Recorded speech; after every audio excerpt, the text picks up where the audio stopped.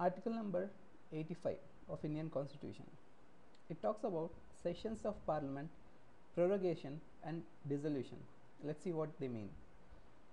It has two clauses. Clause 1 says, the President shall from time to time summon each House of Parliament to meet at such time and place as it thinks fit. But 6 months shall not intervene between its last sitting in one session and the date appointed for its first sitting in the next session.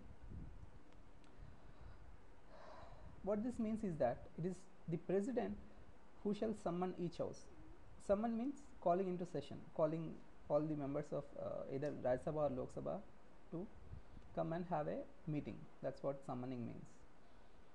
He can, President has right to call both Rajya Sabha and Lok Sabha.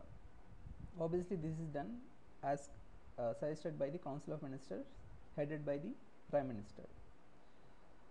And it also says 6 months shall not intervene. That means between any two sessions of Parliament, it cannot be more than 6 months. That means per year there has to be at least 2 sessions of Parliament. That's what it means. But in reality, 3 sessions happen: one budget session, one monsoon session, one winter session.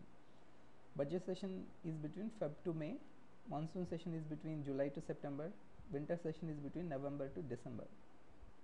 But as per Constitution, 2 sessions per year is enough. This is more of a convention that we should have 3. Next, clause 2 says the President may from time to time prorogue the houses or either house. Prorogue is nothing but suspending the current session. Like he can say, okay, budget session is complete now, we will meet again during monsoon session. That's what prorogue means. He can do that for both Lok Sabha and Rajya Sabha. And once again, this is as suggested by the Council of Ministers, headed by the Prime Minister. Subclause B says dissolve the House of the People. House of the People means Lok Sabha. The President can dissolve the House of People, Lok Sabha.